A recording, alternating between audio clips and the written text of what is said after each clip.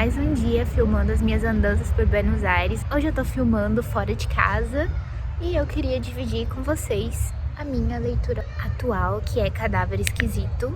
O título em português é Saboroso Cadáver e é minha leitura para as minhas classes de castelhano e, na verdade, já fazia um tempo que eu queria ler esse livro e agora finalmente eu comecei. É uma distopia de uma escritora argentina, inclusive ele é muito famoso aqui e eu acho que no Brasil ele já tá bastante conhecido também.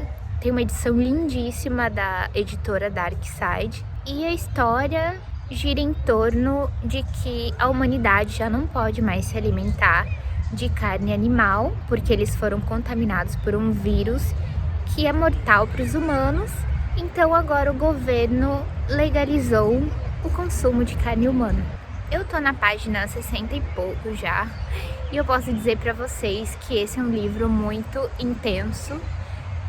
Como eu já tinha falado lá no Instagram, eu não posso dizer que eu tô gostando dele porque é muito perturbador, mas é uma história muito envolvente, muito interessante e que você não consegue largar de jeito nenhum. É um livro curtinho, nessa edição que eu tô lendo são 100 e poucas páginas, mais ou menos. Na verdade eu tô lendo em PDF e eu recomendo muitíssimo pra pessoas que não são tão sensíveis e que têm o estômago mais forte, porque realmente é algo que te deixa muito angustiado.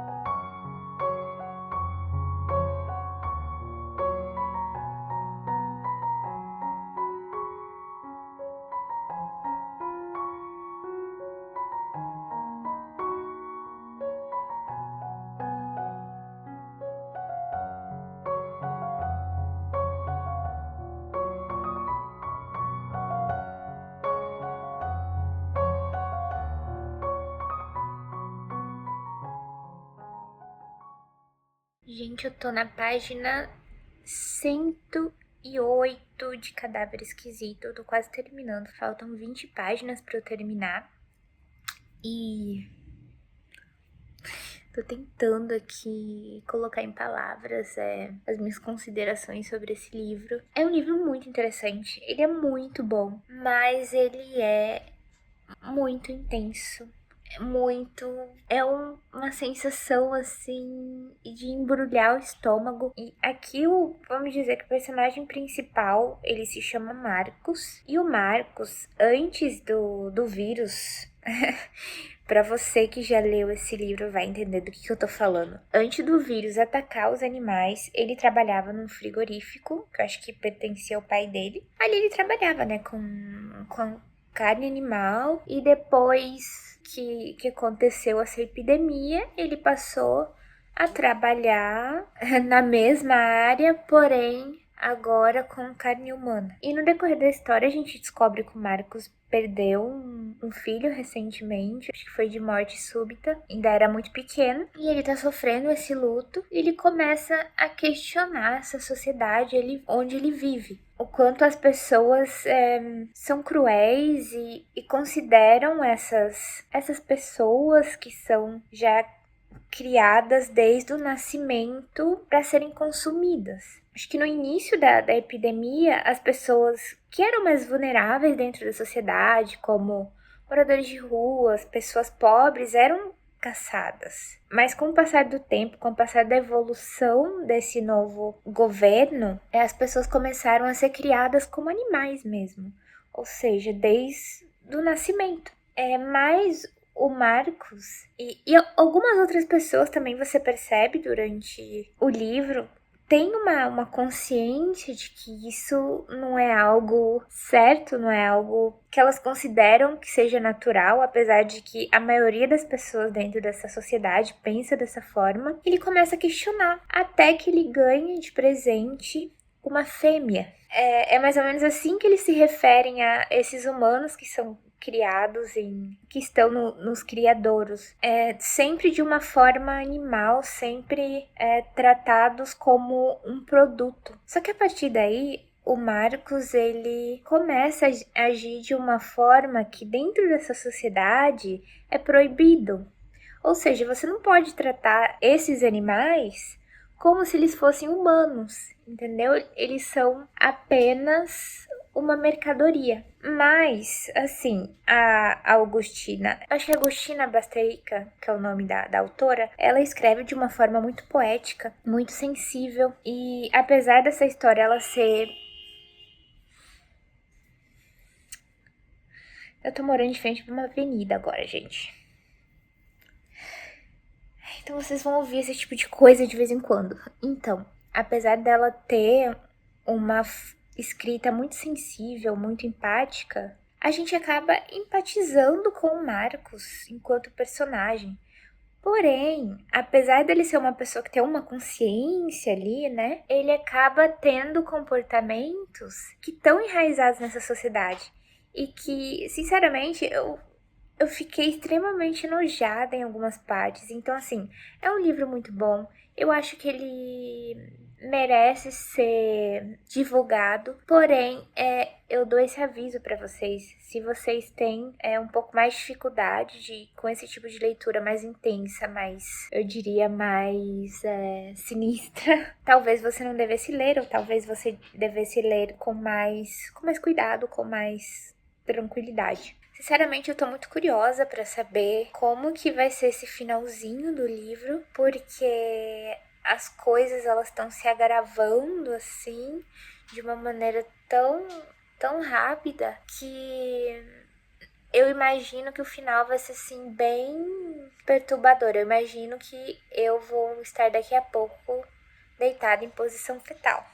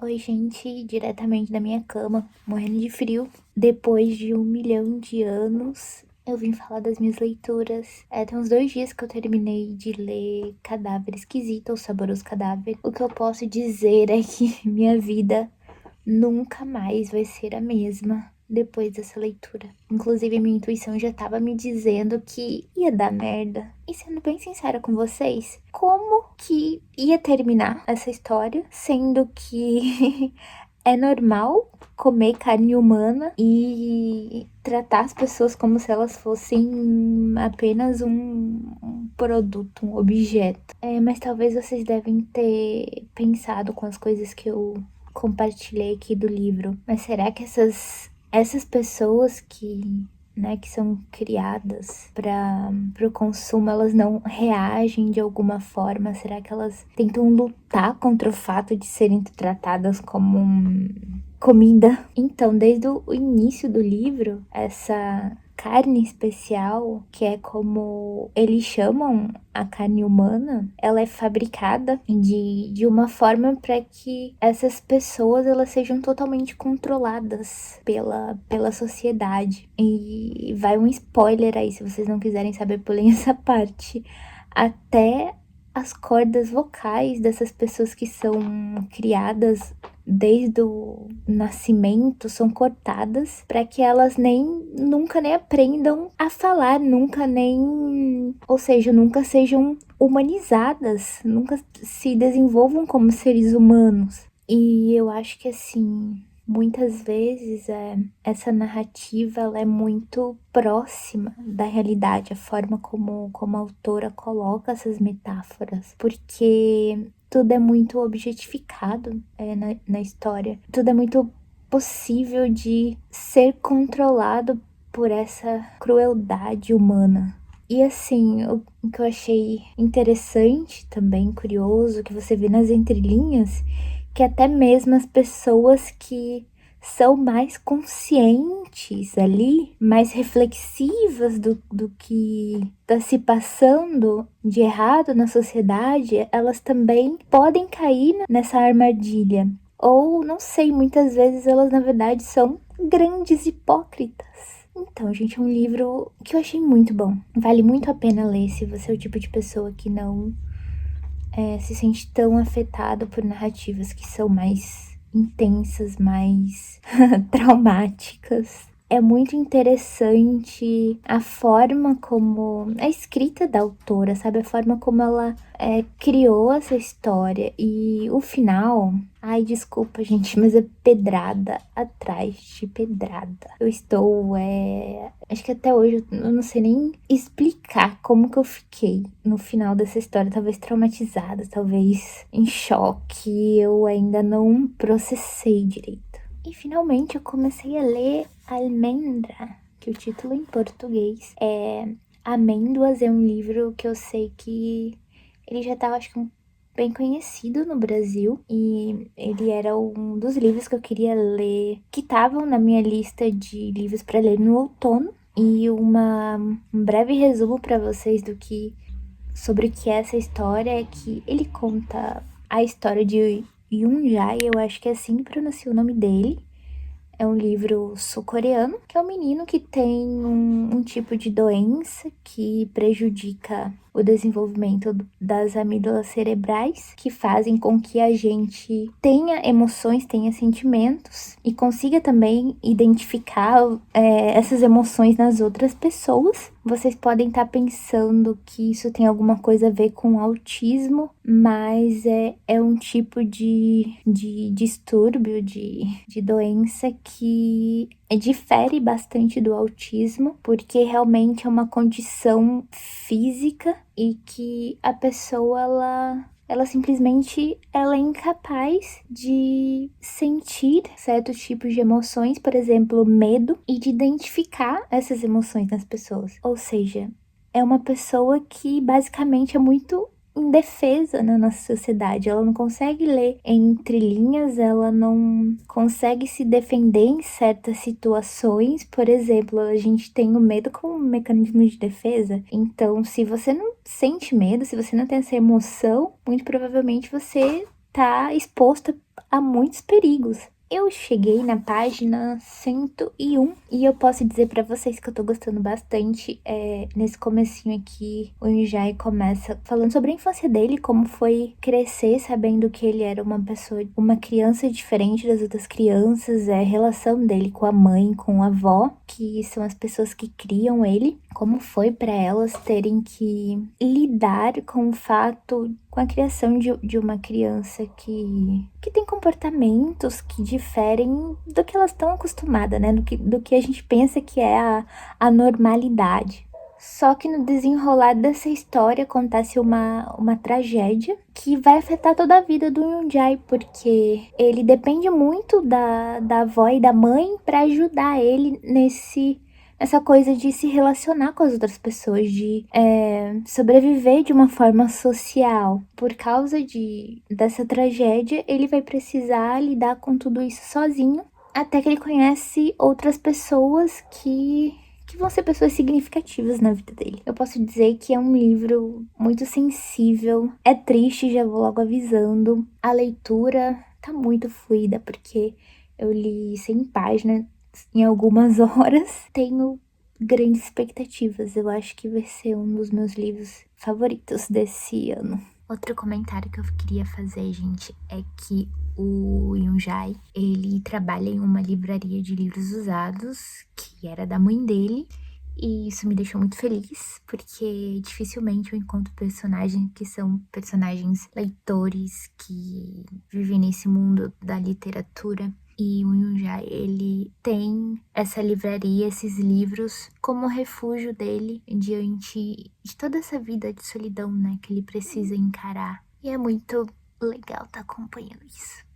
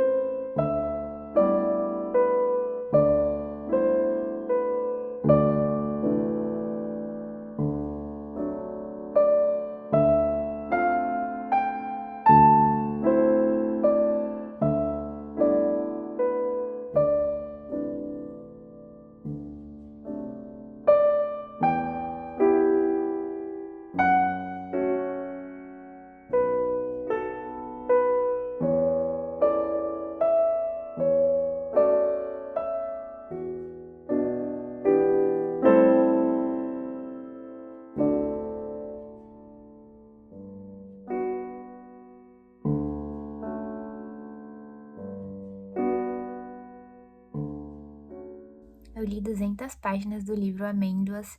É um livro muito gostoso de acompanhar, porque a gente vai crescendo junto com o personagem. Porque apesar do Yunjai ter muitas limitações, ele ainda é um menino muito sensível, inteligente e bondoso com as pessoas. E a gente vê que para ele os sentimentos que a gente costuma experienciar enquanto humanos, como amor, raiva, ódio, etc., para ele são só um conceito e ele não consegue entender de uma forma abstrata. Mas eu acho que apesar de ter várias partes que são tristes, que, na minha opinião, eu acho que até traumáticas para qualquer adolescente, até mesmo Yunjai. O livro ele tem um toque de humor que traz muita leveza para a história, e eu tô numa parte em que ele conhece um garoto da idade dele, que se chama Gon, e os dois são muito diferentes, mas o fato deles